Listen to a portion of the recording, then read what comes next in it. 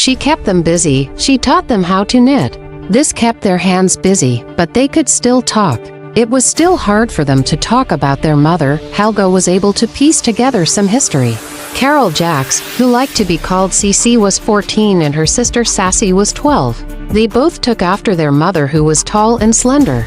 The father was easier. He had been killed in a drive-by shooting when Carol was 2, just before Sassy was born. Her mom and dad had both been in gangs, the only way to survive. Her mom loved her dad since they were kids. Helga felt something deep. She looked deeper. Mom had been waiting on the bus when a bum walked up next to her. Abruptly he turned to her and said, "I pray for a better world for your daughters." Then he walked away. Mom thought about her life and thought about what life was going to be for her daughter and her unborn child. She remembered something her mom said just before she died. "You may give up on God, but He never gives up on you."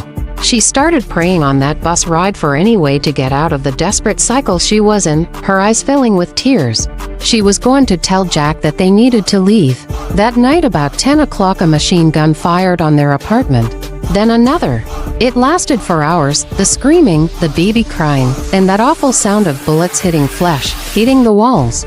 Everything exploded as bullets hit the room. 28 seconds after the first shot it was over.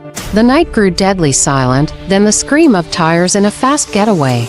This was not the first shooting her mom had been in.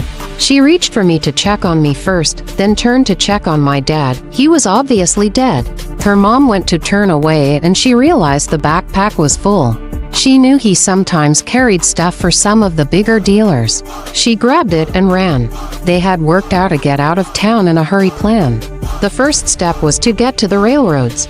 She did that. Then her life changed, inside an empty train car with me in a box. Her life changed when she opened the backpack and it was full of crumpled up greasy glorious money.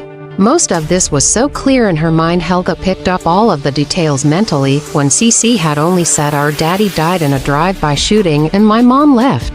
"I don't remember any of that though," CC had replied. She strengthened her meld with Vlad and asked about it.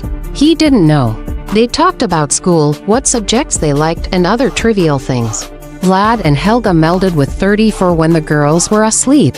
They shared the afternoon and asked about the sharp details. Then they knew why. It was because of the stress of the mother who had imprinted the event on her daughter, and because it was so traumatic it was repressed. It was so sharp and detailed because it had never been shared.